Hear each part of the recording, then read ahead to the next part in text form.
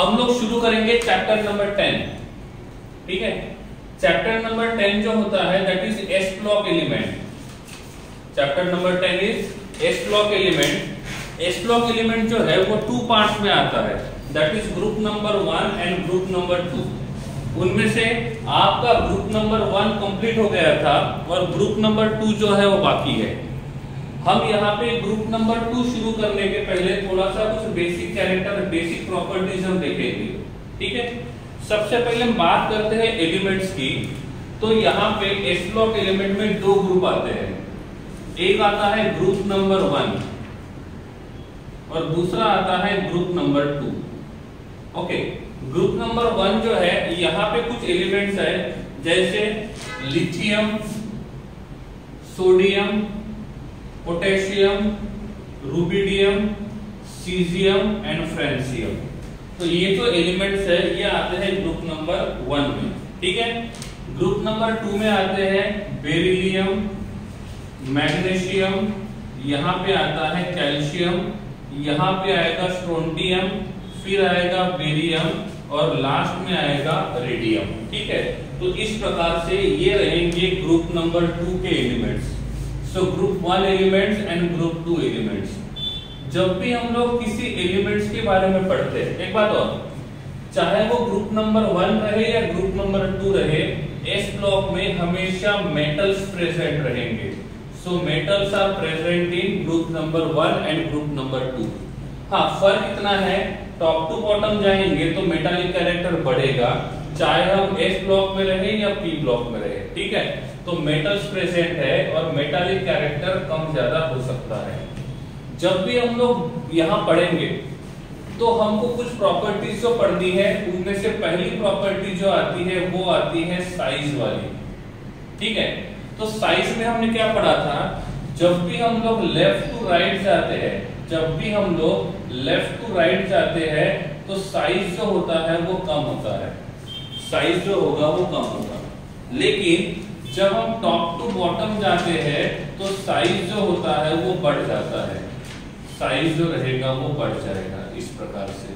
ठीक है, तो इफ हम यहाँ पे कंपैरिजन करें लिथियम और बेरिलियम, ठीक है, हम लेफ्ट टू राइट का मतलब होता है सेम ग्रुप में जाएंगे। ठीक है, सॉरी, लेफ्ट टू राइट का मतलब होता है सेम पीरियड में, लेफ्ट टू राइट का मतलब होता है सेम पीरियड में, और टॉप टू बॉटम का मतलब होता है सेम ग्रुप में। तो जब सेम ग्रुप में जाएंगे तो साइज बढ़ जाएगा और सेम पीरियड में जाएंगे तो साइज जो रहेगा वो कम हो जाएगा। हम बात करते हैं तो लिथियम जो है ये सेकंड पीरियड में है, ये थर्ड पीरियड में है, ये फोर्थ पीरियड में है, ये फिफ्थ पीरियड में है, ये सिक्स्थ पीरियड में और ये सेवेंथ पीरियड में। ग्रुप नंबर 1 में से फ्रांसियम जो है it is a radioactive element, और ग्रुप नंबर 2 में से रेडियम जो है ये दोनों के दोनों रेडियोएक्टिव एलिमेंट है। और ये दोनों के दोनों रेडियोएक्टिव एलिमेंट होने की वजह से इनके बारे में हमको कोई भी इंफॉर्मेशन नहीं पढ़नी है, क्योंकि रेडियोएक्टिव एलिमेंट जो है ये हमारे बॉडी के लिए हार्मफुल होते हैं। रेडियोएक्टिव एलिमेंट के बारे में एक ही बात हमको पढ़नी होती है जिसको हम बोलते हैं टी हाफ। क्या बोलते हैं? T half. तो जो भी रेडियोएक्टिव एलिमेंट है उनकी एक ही प्रॉपर्टी हम पढ़ते हैं that is T half. T half का मतलब होता है जितना इनिशियल अमाउंट हमने यूज किया है उस एलिमेंट का, उसका आधा होने के लिए जो टाइम लगता है that is called as the t half. T half का मतलब होता है half life time. T half का मतलब होता है half life time. Half life time का मतलब होता है जितना क्वांटिटी हमने यूज किया था उसका आधा क्वांटिटी होने के लिए जो टाइम लगेगा that is T half. Initially हमने लिया था, इसका वेट जो लिया था वो लिया था W। तो W वेट लिया था तो W से W/2 वेट हो गया, मतलब जितना वेट हमने यूज किया था उसका वेट आधा हो गया। तो यहां से यहां जाने के लिए जो टाइम लगेगा उस टाइम को बोलेंगे टी हाफ। सपोज हम मानते हैं कि इनिशियली हमने वेट लिया था 10 ग्राम, तो यहाँ पे 10/2 आएगा और 10/2 का मतलब होता है 5 ग्राम। तो इनिशियल हमने यूज किया था 10 ग्राम और उसका आधा किया, इसका मतलब 5 ग्राम। तो 10 ग्राम से 5 ग्राम करने के लिए जो टाइम लगता है उसको हम बोलेंगे हाफ लाइफ टाइम। क्लियर हुआ? तो टी हाफ का मतलब होता है हाफ लाइफ टाइम। तो जितना हमने इनिशियल यूज किया उसका आधा होने के लिए जो टाइम लगेगा that will be half life time. जिनको हाफ लाइफ टाइम समझा है वो हैंड रेज करेंगे, जिनको डाउट्स है वो चैट बॉक्स में लिख सकते हैं। तो हाफ लाइफ टाइम का डेफिनेशन आप लिख सकते हो। तो इनिशियल अमाउंट का आधा होने के लिए जो टाइम लगता है that will be the half life time. ठीक है, क्लियर हुआ है? तो हैंड रेज करना है, डाउट्स है तो चैट बॉक्स में लिख सकते हो।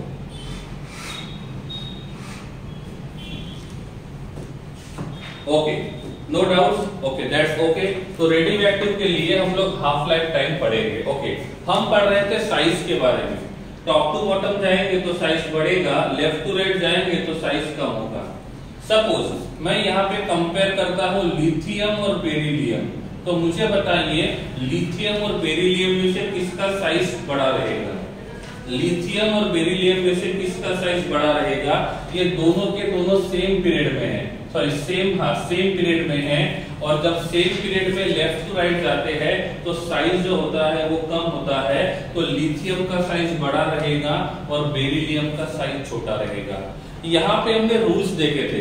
रूल नंबर 1 था जब भी साइज को कंपेयर करेंगे, रूल नंबर 1 था जिसका n का वैल्यू ज्यादा रहेगा, मतलब जिसके पास नंबर ऑफ शेल ज्यादा रहेंगे उसका साइज जो रहेगा वो बड़ा रहेगा।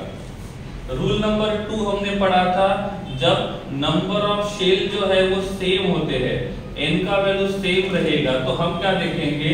हम देखेंगे न्यूक्लियर चार्ज। जितना न्यूक्लियर चार्ज ज्यादा रहेगा उतना ही उसका साइज जो रहेगा वो छोटा रहेगा। तीसरा रूल देखा था जब नंबर ऑफ शेल और न्यूक्लियर चार्ज दोनों सेम रहेंगे तो n का वैल्यू सेम रहेगा, साथ में न्यूक्लियर चार्ज जो रहेगा वो भी सेम रहेगा। तो यहाँ पे क्या होगा? वैलेंस शेल के इलेक्ट्रॉन बढ़ते हैं, वैलेंस शेल के इलेक्ट्रॉन बढ़ते हैं तो साइज जो रहेगा ये भी बढ़ जाएगा। ठीक है, तो ये 3 रूल्स हमने देखे थे और 1 बाय 1 रूल को हम यहाँ पे देखेंगे। ठीक है, नंबर 2 यहाँ पे मैंने लिथियम और मैग्नीशियम को कंपेयर किया, तो किसका साइज बड़ा होना चाहिए? किसका साइज बड़ा होना चाहिए? ठीक है, तो लिथियम जो है ये आता है 2 और 1, मैग्नीशियम आता है 2, 8 और 2। अब देखेंगे तो लिथियम के पास n का वैल्यू 2 है और मैग्नीशियम के पास n का वैल्यू 3 है। तो रूल ये कहता है जिसका n का वैल्यू ज्यादा रहेगा उसका साइज बड़ा रहेगा।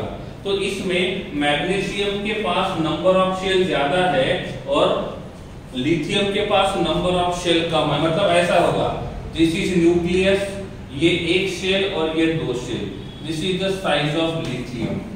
हम मैग्नीशियम की बात करेंगे तो this is the nucleus of magnesium, ये रहेगा उसका फर्स्ट शेल, ये रहेगा सेकंड शेल और ये रहेगा थर्ड शेल। तो यहाँ पे रहेगा मैग्नीशियम।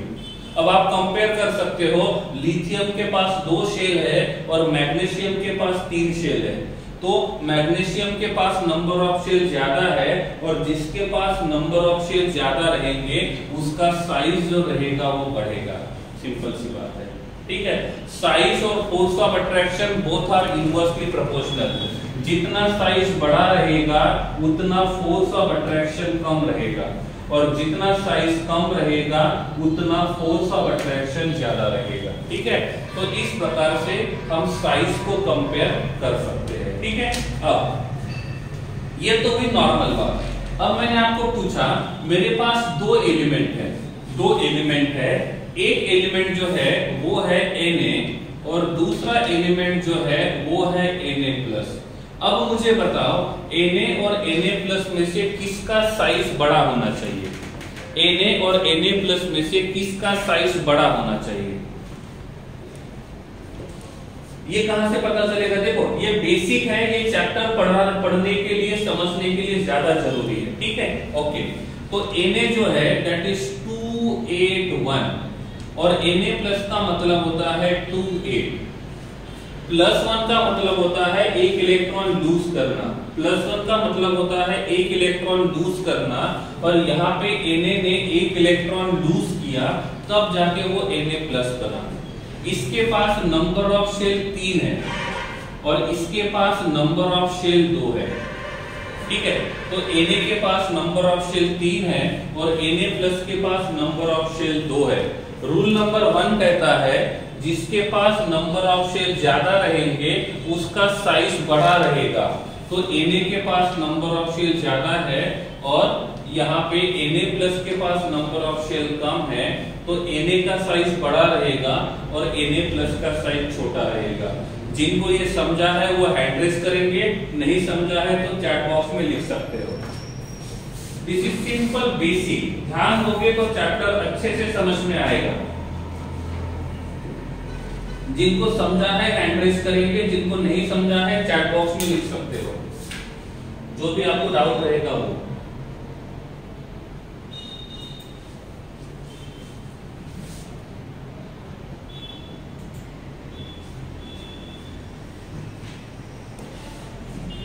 क्लियर? ओके है? ओके, चलिए आगे बढ़ते हैं।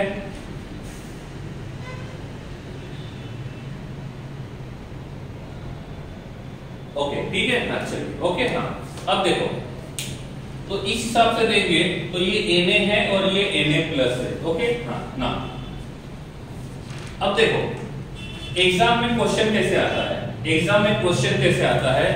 एग्जाम में क्वेश्चन ये पूछा जाता है कि बेरिलियम, मैग्नीशियम, कैल्शियम, स्ट्रोंटियम और बेरियम, इनका साइज क्या रहेगा, साइज का सीक्वेंस क्या रहेगा, साइज का सीक्वेंस क्या रहेगा, ठीक है। अब एग्जाम में जो क्वेश्चन पूछा जाएगा वो दो तरीके से। ये जो हम लोग साइज कंपेयर करते हैं, नॉर्मली ये जो साइज होता है ये गैसीय स्टेट में होता है। ये कौन से स्टेट में होता है? गैसीय स्टेट में। तो मैं आपको पूछ रहा हूं कि गैसीय स्टेट में इनका साइज जो रहेगा वो किस प्रकार से रहेगा, ठीक है। एक बात और, सपोज मैं Na लिख रहा हूं, इसका मतलब ये गैसीय स्टेट में लेते हैं हम लोग, ठीक है, न्यूट्रल स्टेट में, ठीक है, ओके। तो यहाँ पे मैंने साइज के बारे में पूछा है और साइज जो है वो इस फॉर्म में है, ठीक है। तो सबसे बड़ा साइज जो रहेगा वो बेरियम का रहेगा और सबसे छोटा साइज जो रहेगा वो बेरिलियम का रहेगा। तो इस प्रकार से ये रहेगा, इस प्रकार से, ठीक है। हाँ, तो this will be the sequence. कभी कभी क्वेश्चन ये पूछा जाता है कि एक्वस स्टेट में साइज का सीक्वेंस क्या रहेगा, एक्वस स्टेट में, ठीक है।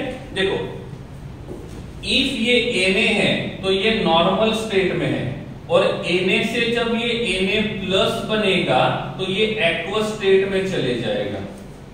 देखो Na जो होता है ये नॉर्मली सॉलिड स्टेट में रहेगा, लेकिन Na+ जो रहेगा वो एक्वस स्टेट पे है। तो जब भी किसी मेटल के ऊपर कोई पॉजिटिव चार्ज आता है, इसका मतलब वो मेटल जो रहेगा वो एक्वस स्टेट में रहेगा। और इफ किसी मेटल के ऊपर कोई चार्ज नहीं है तो ये नॉर्मल स्टेट में रहेगा। एग्जांपल के लिए मैंने यहाँ पे लिखा है आयरन, तो आयरन कौन से स्टेट में होता है? इफ मैंने लिखा आयरन तो आयरन कौन से स्टेट में रहेगा? लोहा कौन से स्टेट में होता है? तो आयरन जो रहेगा ये रहेगा सॉलिड स्टेट में। ये कौन से स्टेट में रहेगा? सॉलिड स्टेट में। तो यहाँ पे जो Fe है ये सॉलिड स्टेट में है। लेकिन सपोज मैंने यहाँ पे Fe+2 लिखा या तो मैंने Fe+3 लिखा, तो जब भी किसी मेटल के ऊपर चार्ज आता है तो ये मान के चलना है कि वो एक्वस स्टेट में ही रहेगा। तो यहाँ पे हम देखेंगे तो Fe+2 और यहाँ पे जो Fe+3 है ये दोनों के दोनों एक्वस स्टेट में रहेंगे, ये दोनों के दोनों एक्वस स्टेट में रहेंगे। और एक्वस का मतलब होता है ये वाटर में प्रेजेंट रहेगा। कहां पे जाएगा? वाटर में। तो एक्वस का मतलब होता है वाटर में, ठीक है। तो अब देखो जब ये Na+ ठीक है, ये Na+ की बात कर रहा हूं मैं। तो Na+ एक्वस स्टेट में, Na will be in solid state. मैंने पूछा Mg कौन से स्टेट में होगा, Mg कौन से स्टेट में होगा, Mg कौन से स्टेट में होगा? तो Mg के ऊपर कोई चार्ज नहीं है, और जब Mg के ऊपर कोई चार्ज नहीं है इसका मतलब Mg जो रहेगा वो सॉलिड स्टेट में रहेगा। ओके, अब मैंने पूछा Mg मेटालिक फॉर्म में है कि आयोनिक फॉर्म में है? Mg is present in metallic form और ionic form. Do you know metallic form and ionic form?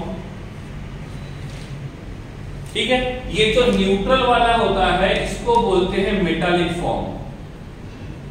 जो न्यूट्रल वाला रहेगा इसको हम बोलेंगे मेटालिक फॉर्म, और जो चार्ज वाला होता है इसको हम बोलते हैं आयोनिक फॉर्म।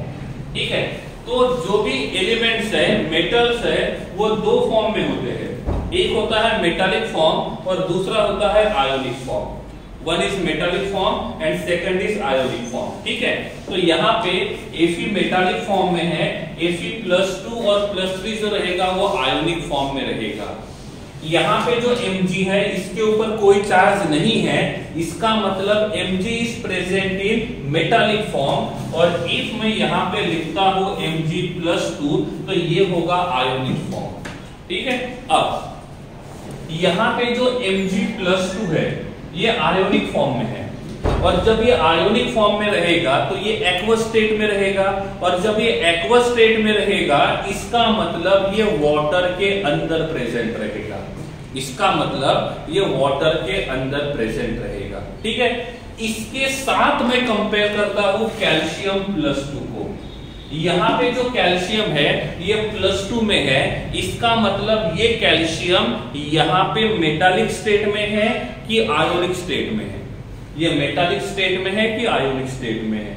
तो यहाँ पे जो कैल्शियम है, इस कैल्शियम के ऊपर चार्ज है, इसका मतलब ये एक्वस स्टेडियम में है, आयोनिक फॉर्म में है। अब यहाँ पे मैंने H2O को लिखा है, H2O simple, this is O attached to H with lone pair and with lone pair। अब मुझे बताओ यहाँ पे H2O में से कौन इलेक्ट्रॉन रिच है और कौन इलेक्ट्रॉन डिफिशिएंट है? तो इलेक्ट्रॉन रिच कौन होगा? यहाँ पे जो ऑक्सीजन है वो इलेक्ट्रॉन रिच है, और यहाँ पे जो हाइड्रोजन है ये दोनों के दोनों इलेक्ट्रॉन डिफिशिएंट है। ये दोनों के दोनों इलेक्ट्रॉन डिफिशिएंट है। ये क्लियर है? तो ऑक्सीजन जो रहेगा वो इलेक्ट्रॉन रिच होगा, और हाइड्रोजन जो रहेगा वो इलेक्ट्रॉन डिफिशिएंट होगा। ठीक है, अब ऐसे, ठीक है। सो अब ये मैंने वाटर मॉलिक्यूल बना दिया, और ये वाटर मॉलिक्यूल ऐसे है। तो ये वाला जो पार्ट रहेगा ये बन जाएगा ऑक्सीजन, और ये दोनों के दोनों बन जाएंगे हाइड्रोजन। तो ऑक्सीजन जो है वो इलेक्ट्रॉन रिच है, और हाइड्रोजन जो है वो इलेक्ट्रॉन डिफिशिएंट है। अब मुझे बताओ, दिस इज माय कंडीशन 1। तो ये वाटर मॉलिक्यूल जो है, इस वाटर मॉलिक्यूल जब इस मैग्नीशियम+2 के पास जाएगा, मैग्नीशियम+2 के पास जाएगा, तो ये ऑक्सीजन के थ्रू जाएगा या हाइड्रोजन के थ्रू जाएगा? रिपीटिंग क्वेश्चन अगेन, ये वाटर मॉलिक्यूल है, ये ऑक्सीजन है और ये हाइड्रोजन है। Oxygen is a electron rich and hydrogen is a electron deficient. यहाँ पे जो मैग्नीशियम है ये +2 चार्ज वाला है, इसका मतलब ये इलेक्ट्रॉन डिफिशिएंट है। तो ये वाटर मॉलिक्यूल जब मैग्नीशियम के पास जाएगा तो ऑक्सीजन के थ्रू जाएगा या हाइड्रोजन के थ्रू जाएगा? किसके थ्रू जाएगा? ऑक्सीजन के थ्रू जाएगा। क्यों ऑक्सीजन के थ्रू जाएगा? Because oxygen is a electron rich and magnesium is a electron deficient. तो यहाँ पे जो हम स्ट्रक्चर बनाएंगे उसमें क्या होगा, ये ऑक्सीजन रहेगा और ये हाइड्रोजन रहेंगे, ये ऑक्सीजन रहेगा, ये हाइड्रोजन रहेंगे, ये ऑक्सीजन है, ये हाइड्रोजन है, ये ऑक्सीजन और हाइड्रोजन। तो इस प्रकार से बहुत सारे वाटर मॉलिक्यूल जो रहेंगे वो मैग्नीशियम के साथ बॉन्ड बनाएंगे, और जब बहुत सारे वाटर मॉलिक्यूल जो इलेक्ट्रॉन रिच ऑक्सीजन के थ्रू इलेक्ट्रॉन डिफिशिएंट के साथ बॉन्ड बनाएंगे, तो जब बॉन्ड बनता है तो एनर्जी रिलीज होता है। तो जब बॉन्ड बनता है तो एनर्जी रिलीज होगा।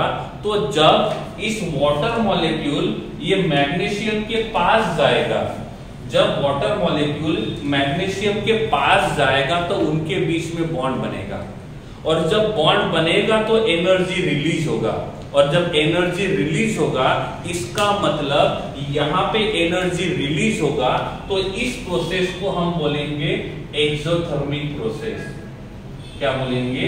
Exothermic process. तो जब भी किसी आयोनिक फॉर्म वाले मेटल को हम वाटर में ऐड करेंगे तो वाटर मॉलिक्यूल इस आयोनिक फॉर्म के साथ बॉन्ड बनाएंगे, फिजिकल बॉन्ड बनाएंगे, और फिजिकल बॉन्ड बनाने के टाइम पे ये एनर्जी को रिलीज करेंगे। यहां तक क्लियर है? जब भी किसी आयोनिक फॉर्म को हम वाटर में मिक्स करेंगे तो वाटर में मिक्स करने के बाद वाटर मॉलिक्यूल जो रहेगा वो इस आयोनिक फॉर्म के साथ फिजिकल बॉन्ड बनाएगा।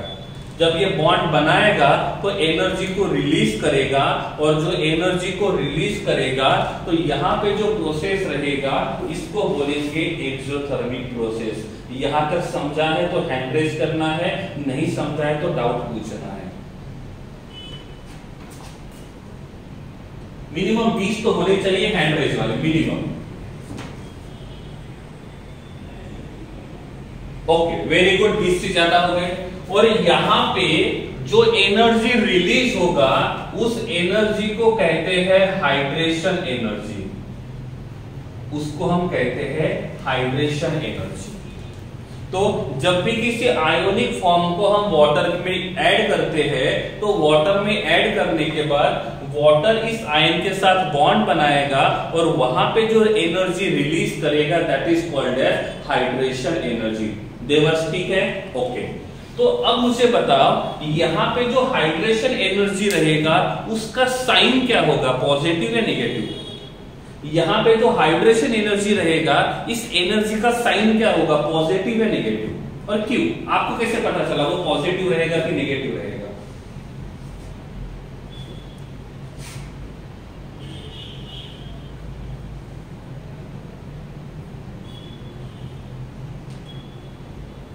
What will be the possible sign? Okay, मुझे बताओ हाइड्रेशन एनर्जी है और रिएक्शन एक्सोथर्मिक है। एक्सोथर्मिक रिएक्शन का मतलब क्या होता है? एनर्जी रिलीज करना या गेन करना? एनर्जी रिलीज करना। और जब ये एनर्जी रिलीज करेगा तो हाइड्रेशन एनर्जी का साइन जो रहेगा वो नेगेटिव होगा। हाइड्रेशन एनर्जी का साइन जो रहेगा वो नेगेटिव होगा। तो नेगेटिव साइन क्या इंडिकेट करता है? नेगेटिव साइन ये इंडिकेट करेगा कि रिएक्शन जो रहेगा वो एक्सोथर्मिक होगा। तो नेगेटिव साइन जो है बस ये इंडिकेट करने का काम करता है कि यहां पे एनर्जी को रिलीज किया है, दैट्स सिंपल। ओके है? लेकिन जब वैल्यू को हम लोग कंपेयर करेंगे तो नेगेटिव साइन को कंसीडर नहीं करेंगे। जब वैल्यू को हम लोग कंपेयर करेंगे तो नेगेटिव साइन को कंसीडर नहीं करेंगे। नेगेटिव साइन का काम बस ये है, ये बताने का कि एनर्जी जो रहेगा वो गेन किया है, कि एनर्जी जो रहेगा वो लूज हुआ है। ठीक है? तो एनर्जी गेन हुआ है कि एनर्जी लूज हुआ है, बस यही बताने का काम करता है negative sign. Otherwise negative sign का यहाँ पे कोई काम नहीं है। ठीक है? तो नेगेटिव साइन ये बताएगा कि किस प्रकार से वो एनर्जी को ट्रांसफर करेगा। अब मुझे बताओ वाटर मॉलिक्यूल को पुल करना है, तो यहाँ पे मैग्नीशियम ने पुल किया। अब मैंने बोला कि यहाँ पे एक वाटर मॉलिक्यूल है, यहाँ पे एक वाटर मॉलिक्यूल है ये वाला। इस वाटर मॉलिक्यूल को मैग्नीशियम और कैल्शियम में से कौन स्ट्रांगली पुल करेगा? इस वाटर मॉलिक्यूल को मैग्नीशियम और कैल्शियम दोनों पुल कर रहे हैं, तो इन दोनों में से कौन इस वाटर मॉलिक्यूल को पुल करेगा? पुल दोनों कर सकते हैं, देखो पुल दोनों कर सकते हैं। अब इस वाटर मॉलिक्यूल को पुल करना है तो फोर्स ऑफ, देखो कैल्शियम का साइज बड़ा है और मैग्नीशियम का साइज छोटा है। कैल्शियम का साइज बड़ा है, मैग्नीशियम का साइज छोटा है। मैग्नीशियम का साइज छोटा रहेगा तो फोर्स ऑफ अट्रैक्शन ज्यादा रहेगा, और कैल्शियम का साइज बड़ा है तो फोर्स ऑफ अट्रैक्शन कम रहेगा। यहां तक क्लियर है? मैग्नीशियम का साइज छोटा है, फोर्स ऑफ अट्रैक्शन ज्यादा है, कैल्शियम का साइज बड़ा है, फोर्स ऑफ अट्रैक्शन कम है। तो जिसका फोर्स ऑफ अट्रैक्शन ज्यादा रहेगा वो ज्यादा वाटर मॉलिक्यूल को गेन करेगा, सही है ना। जिसका फोर्स ऑफ अट्रैक्शन ज्यादा है वो ज्यादा वाटर मॉलिक्यूल को गेन करेगा, या जिसका फोर्स ऑफ अट्रैक्शन कम है वो ज्यादा वाटर मॉलिक्यूल को गेन करेगा।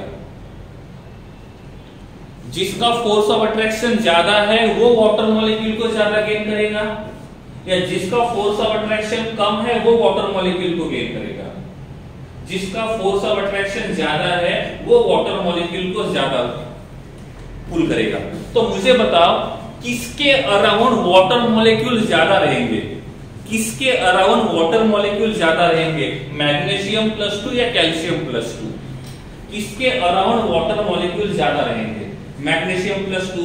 तो मैग्नीशियम +2 के बाजू में बहुत सारे वाटर मॉलिक्यूल आ गए, मैग्नीशियम +2 के बाजू में बहुत सारे वाटर मॉलिक्यूल आ गए।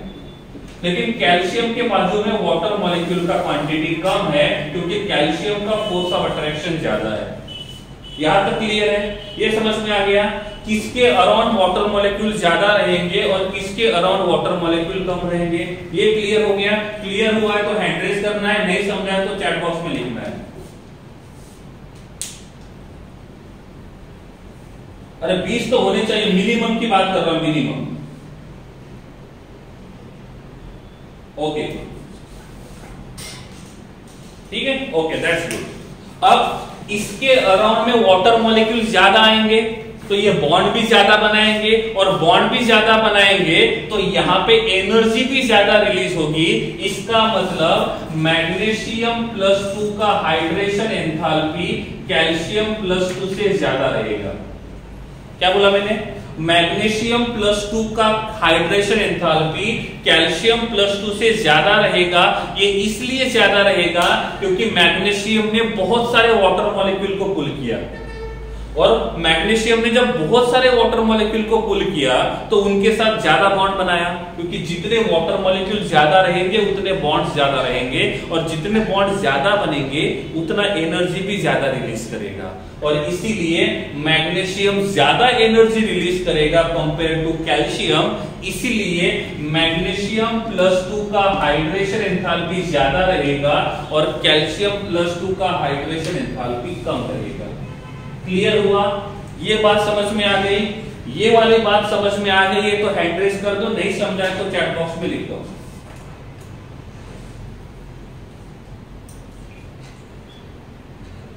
हैंड रेज 20 से कम तो होने नहीं चाहिए, हैंड रेज इनऑर्गेनिक केमिस्ट्री है।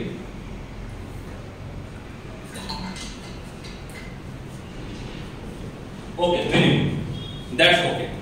अब मुझे देख के बताओ आप, पानी के अंदर जाने के बाद किसका साइज बड़ा दिख रहा है, पानी के अंदर जाने के बाद किसका साइज बड़ा दिख रहा है, मैग्नीशियम का या कैल्शियम का? तो एक्वस स्टेट में जाने के बाद उल्टा हो गया, आपको पूछा है साइज कैसा है, तो आप बताओगे मैग्नीशियम का साइज छोटा है और कैल्शियम का साइज बड़ा है। ये हो गया नॉर्मल क्वेश्चन, नॉर्मल क्वेश्चन कि मैग्नीशियम और कैल्शियम में से किसका साइज बड़ा है। क्वेश्चन चेंज किया, मैंने पूछा मैग्नीशियम और कैल्शियम में से एक्वस स्टेट में किसका साइज बड़ा है। साइज नॉर्मली पूछा है कि एक्वस स्टेट में पूछा, ये पहले देख लेना।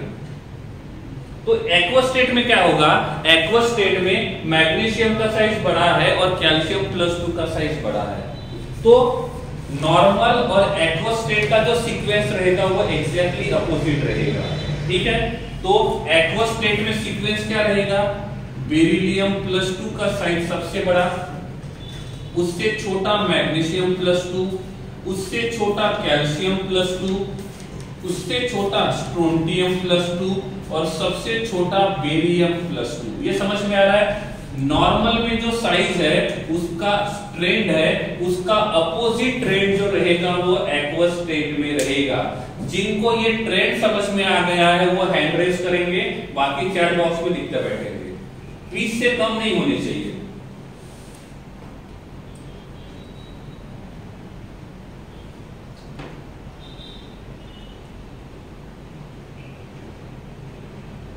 बीस से कम नहीं होनी चाहिए। ओके हो गया 20, दैट्स गुड। तो क्वेश्चन प्रॉपरली रीड करना है। नॉर्मली बोला है कि एक्वस स्टेट में बोला है, तो एक्वस स्टेट वाला जो रहेगा वो उल्टा रहेगा। अब मुझे बताओ इनमें से किसने वाटर के साथ ज्यादा बॉन्ड बनाए, कौन ज्यादा वाटर मॉलिक्यूल गेन करेगा? बेरिलियम, मैग्नीशियम, कैल्शियम, स्ट्रोंटियम और बेरियम, इनमें से वाटर मॉलिक्यूल के साथ कौन सबसे ज्यादा बॉन्ड बनाएगा? बेरियम। और जो जितने ज्यादा बॉन्ड बनाएगा वो ज्यादा एनर्जी को रिलीज करेगा। तो हाइड्रेशन एंथैल्पी बेरिलियम +2 का सबसे ज्यादा, उससे कम रहेगा मैग्नीशियम +2, उससे कम रहेगा कैल्शियम +2, उससे कम रहेगा स्ट्रोंटियम +2 और सबसे कम रहेगा बेरियम +2। तो क्या आपको हाइड्रेशन एंथैल्पी का सीक्वेंस पता चला? क्या आपको हाइड्रेशन एंथैल्पी का सीक्वेंस पता चला? यस है तो हैंड रेज करो, नहीं तो चैट बॉक्स में लिख दो।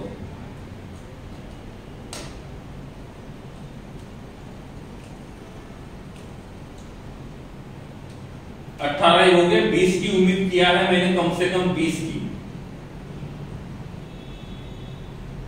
फिर भी 18 ही है।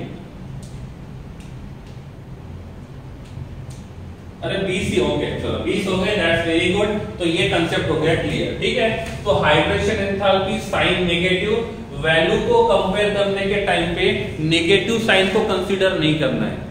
नेगेटिव साइन बस ये इंडिकेट करेगा कि एनर्जी रिलीज होगा, वैल्यू को कंपेयर करने के टाइम पे नेगेटिव साइन को कंसीडर नहीं करना है। Okay, that's okay.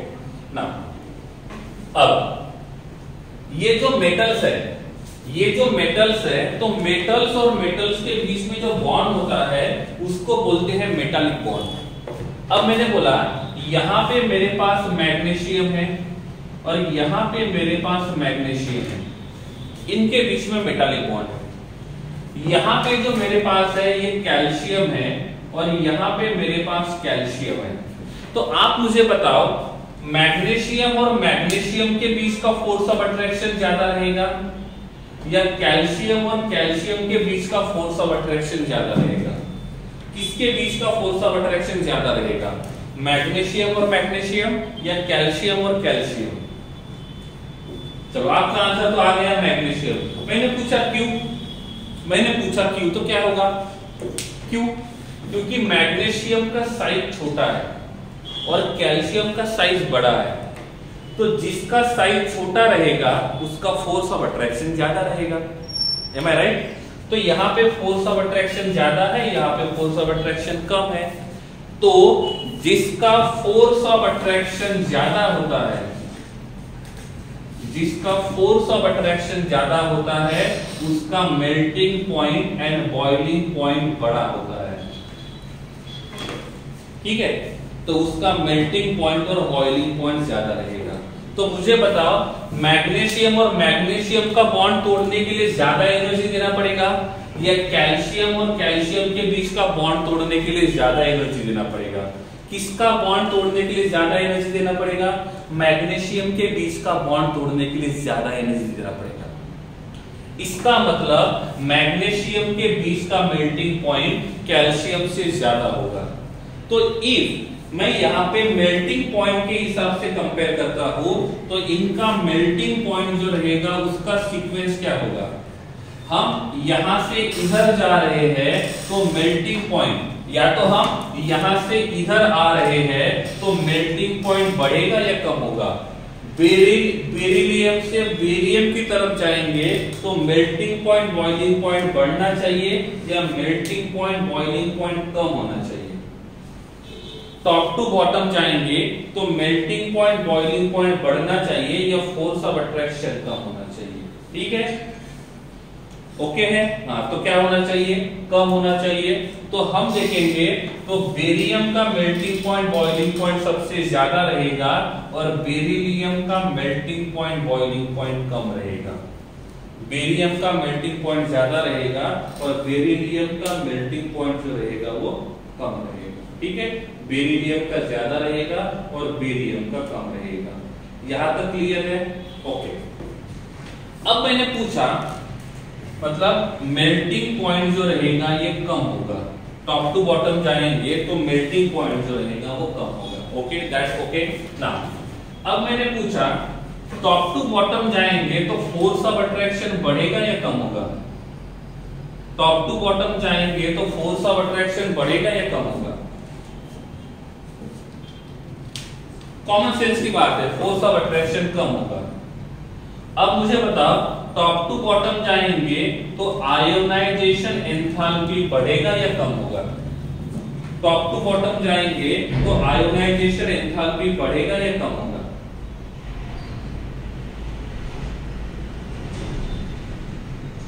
Top to bottom जाएंगे आयोनाइजेशन एंथैल्पी बढ़ेगा या कम होगा? Ionization enthalpy is directly proportional to force of attraction. जितना फोर्स ऑफ अट्रैक्शन ज्यादा होगा उतना ही उसका इलेक्ट्रॉन निकालने के लिए एनर्जी ज्यादा लगेगी। इसका मतलब आयोनाइजेशन एंथैल्पी ज्यादा रहेगी। फोर्स ऑफ अट्रैक्शन कम हो रहा है तो आयोनाइजेशन एंथैल्पी भी कम होगा। आयोनाइजेशन एंथैल्पी भी कम होगा। 1 2 3 तीनों समझे हैं तो हैंड रेज करना है, नहीं समझा है तो चैट बॉक्स में लिख भेजना है।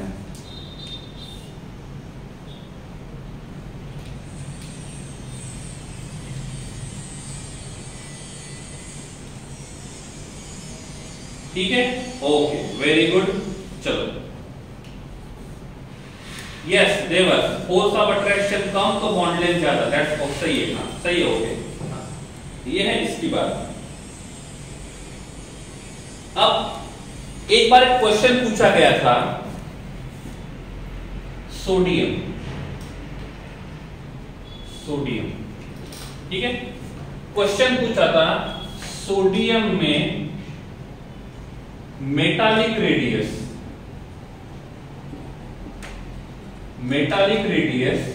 और आयोनिक रेडियस दोनों में से कौन सा रेडियस ज्यादा रहेगा? सोडियम का मेटालिक रेडियस और सोडियम का आयोनिक रेडियस दोनों में से कौन सा रेडियस ज्यादा रहेगा?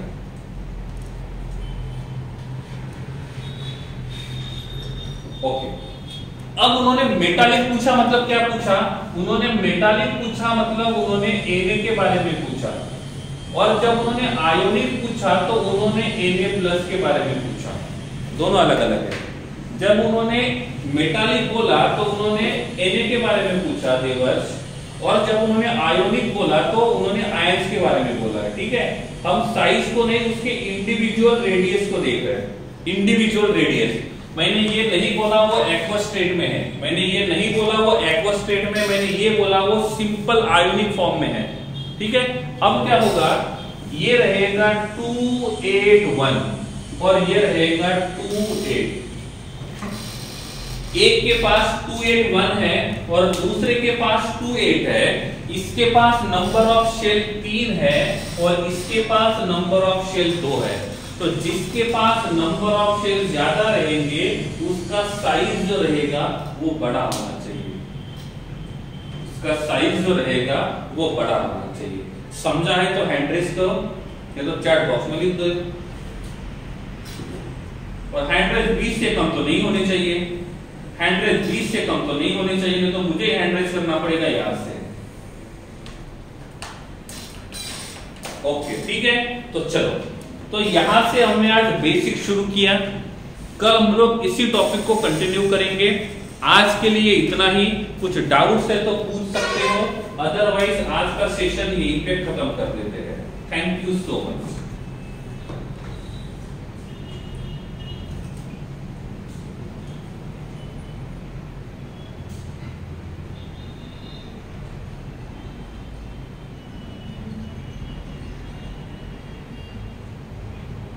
सही है महावीर, आपका आंसर सही है।